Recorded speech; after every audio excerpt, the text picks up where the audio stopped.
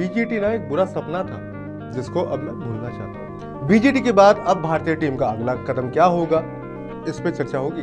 क्या विराट और रोहित जाएंगे डोमेस्टिक खेलने, ऐसा देश जहां की महिलाओं को क्रिकेट खेलने का अधिकार ही नहीं। और तो और क्रिकेट साउथ अफ्रीका, ऑस्ट्रेलिया और इंग्लैंड की टीमें इनके नेशनल मेंस टीम के साथ मैच खेलने को भी राजी नहीं हो रही। और भी बहुत कुछ मिलेगा इस वीडियो में आपको। नमस्कार, मेरा नाम है गौरव वर्मा और जिस पेज पे आप इस वीडियो को देख रहे हैं उसका नाम है इंडिया टुडे एनी। और जिस शो को आप देख रहे हैं जहां आपको मिलती है क्रिकेट की दुनिया की हर खबरें चटपटे अंदाज में, शो का नाम है क्रिक रो शो।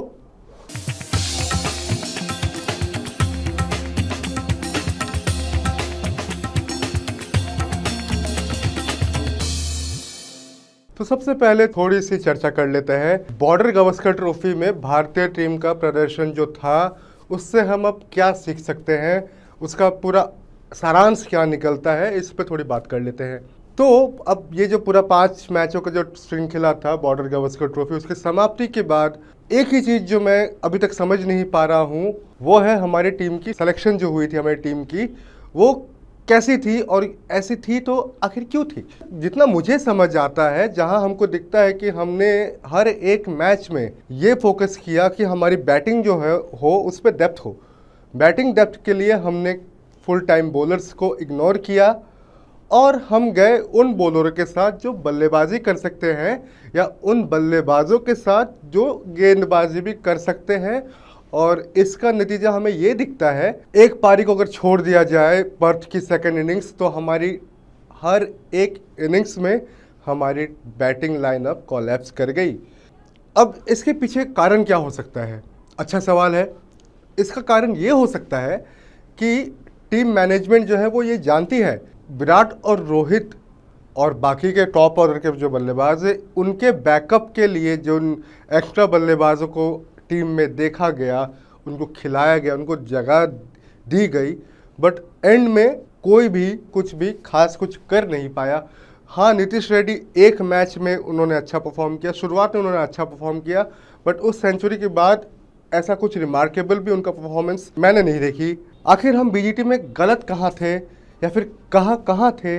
और गौतम गंभीर की प्रेस कॉन्फ्रेंस फिर से होती है, अब उस पर मैं क्या ही चर्चा करूं। वो अभी भी कहते हैं कि हमने जो गाबा का टेस्ट जो ड्रॉ होता है उसका क्रेडिट गंभीर साहब लेने की कोशिश करते हैं, टीम को देने की कोशिश करते हैं कि हमने ड्रॉ किया है। बट आप भी जानते हो, मैं भी जानता हूं, ये ड्रॉ नहीं हुआ था, वो हमने फॉलो वन बचा लिया था। उस पर भी हम कितना सेलिब्रेट कर रहे थे। उसी को देख के मैं समझ रहा था कि ये टीम की जो मानसिक स्थिति है वो किस डायरेक्शन में जा चुकी है कि हम एक फॉलो उनको इस कदर सेलिब्रेट कर रहे थे तब।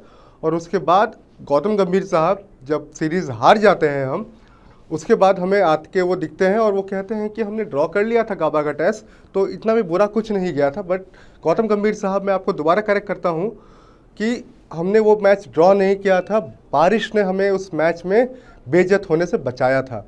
मुझे दुख होता है बुमराह के लिए, वो खिलाड़ी जिसने अपनी जी जान लगा दी पूरे श्रृंखला में। ऑस्ट्रेलिया वर्सेस जसप्रीत बुमराह हमने देखा, बल्लेबाजी कह लो, गेंदबाजी कह लो, जब भी उठते थे वैसे भी बुमराह ही बैटिंग करते हुए दिखते थे।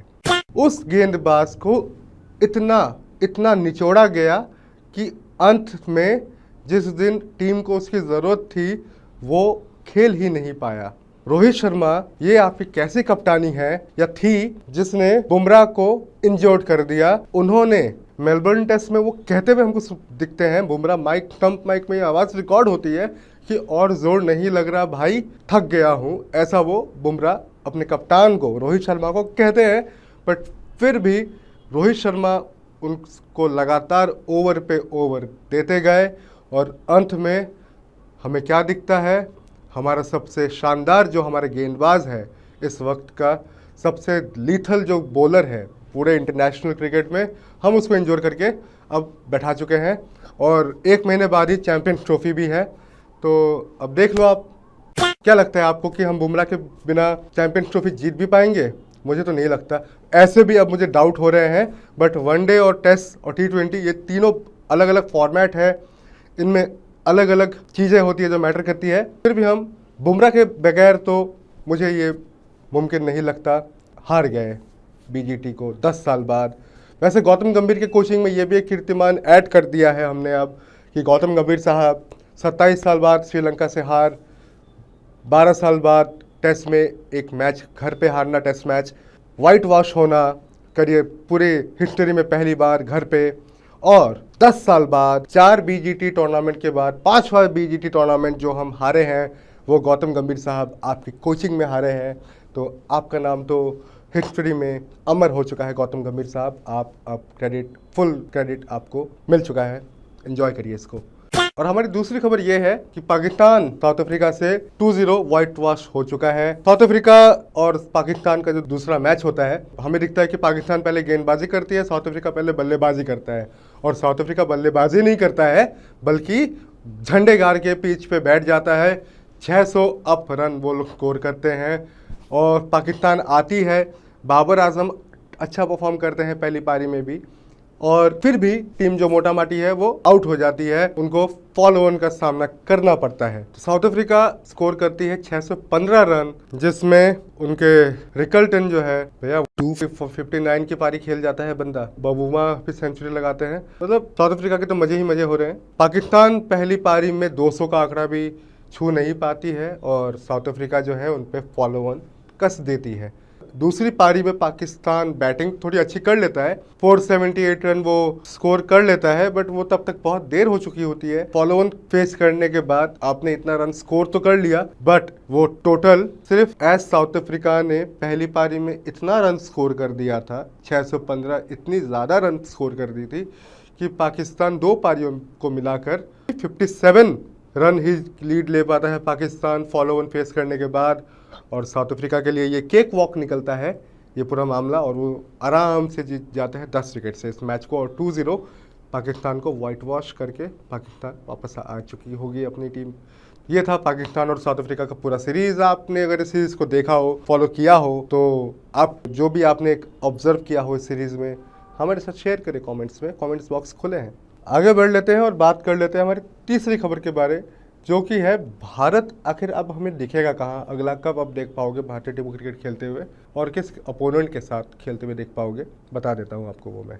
तो 22 जनवरी 2025 से हमको हमारी भारतीय टीम T20I फॉर्मेट की सीरीज इंग्लैंड के खिलाफ हमें खेलते हुए दिखेंगी। T20I टीम की कप्तान जो है वो सूर्य कुमार यादव है। इस श्रृंखला की जो अभी जब तक ये वीडियो रिकॉर्ड हो रहा है तब तक कोई स्क्वाड अनाउंस नहीं किया गया है। स्क्वाड अनाउंस हो जाएगी, हो सकता है आज ही हो जाए या कल यानी 11 तारीख को हो।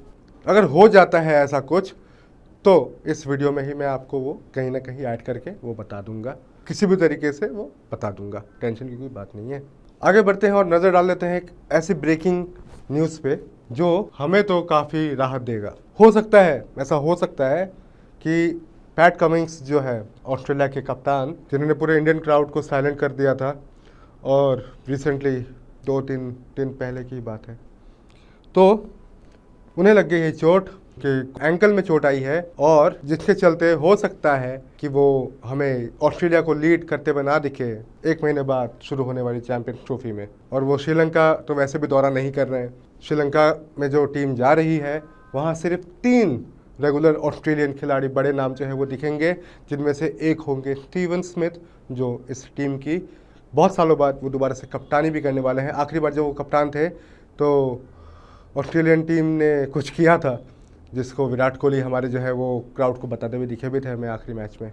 मूविंग हेड, एक ऐसी खबर भी आपको देना बनता है जो कि है मार्टिन गप्टिल के रिटायरमेंट। हाँ, जिन्होंने धोनी को रिटायर करवा दिया था वो भी पिछले हफ्ते क्रिकेट की दुनिया से रिटायर हो गए। मार्टिन गप्टिल, अगर आपने वो रनआउट मिस कर दिया होता तो आपका कुछ जाता नहीं, वैसे भी आप लोग वर्ल्ड कप जीत नहीं पाए थे एंड में।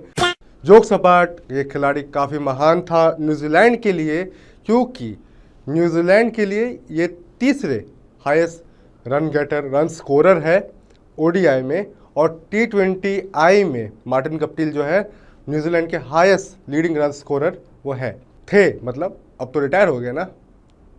सबसे बड़ी खबर जो इस हफ्ते की वो ये है कि साउथ अफ्रीकन स्पोर्ट्स मिनिस्टर जो है आईसीसी चैंपियंस ट्रॉफी को लेकर ये बयान दे दिया है कि अफगानिस्तान का चैंपियंस ट्रॉफी में पार्टिसिपेट करना हिपोक्रिटिकल है और इमोरल है। ऐसा क्यों, काहे, कैसे, सब बताऊंगा। तो मामला यहाँ कुछ ऐसा है कि अफगानिस्तान ज़्यादा दूर है नहीं हमारे देश से, और वहाँ हमारे खिलाड़ियों को काफ़ी पसंद भी किया जाता है, हमारी टीम की काफ़ी सपोर्ट भी है वहाँ पर। बट बात कुछ ऐसी है यहाँ कि जब 2021 में सत्ता पलट जो होती है और तालिबान का जो रजीम जो है वहाँ शुरू होता है, जो दोबारा से तालिबान का वहाँ पे रूल आता है, तो उस रूल के आने के साथ ही साथ तालिबान जो है वो वहाँ उनके देश से कायदे कानूनों में काफ़ी बदलाव करती है। और एक बदलाव उनमें से ये होता है कि अफ़गानिस्तान क्रिकेट में अब उनकी जो महिला है वो हिस्सा नहीं ले सकती। अब वो क्यों नहीं ले सकती वो उनका प्रॉब्लम है, वो जानते हैं क्यों नहीं ले सकती।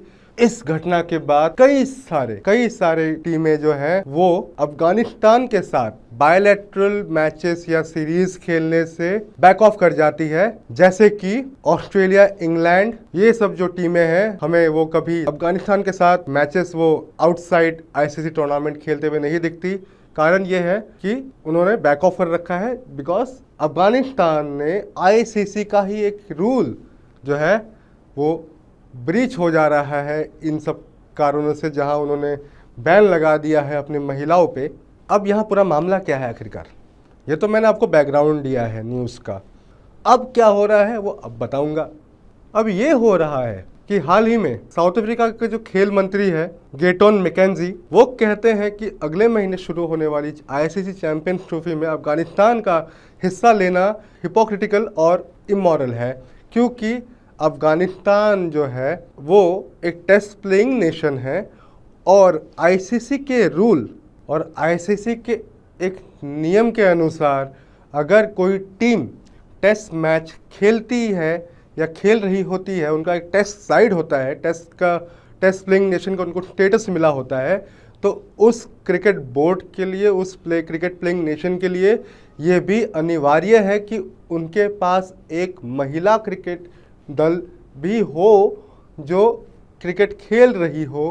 बट जहाँ की हम ये देखते हैं कि अफगानिस्तान में तालिबान का शासन आने के बाद उनकी जो फीमेल टीम है वो अब तो खेल नहीं रही है। ये खिलाड़ी ये जो कुछ बोर्ड्स है, साउथ अफ्रीका हो गई, फिर इंग्लैंड के भी जो पॉलिटिशियंस है, उन्होंने भी ईसीबी को ये रिक्वेस्ट किया है कि आने वाले चैंपियंस ट्रॉफी में अफगानिस्तान और इंग्लैंड का जो मुकाबला है उनसे वो बैकआउट कर जाए। मोटा माटी उनका यह है कि अफगानिस्तान के साथ कोई भी क्रिकेट या किसी भी तरीके का लिंक नहीं होना चाहिए, क्योंकि वहाँ महिलाओं को जो है वो समान अधिकार नहीं है, समान जीने के अधिकार, समान खेलने के अधिकार, समान खाने के, पीने के, पढ़ने के, इवन काम करने के अधिकार वहाँ जो नहीं है।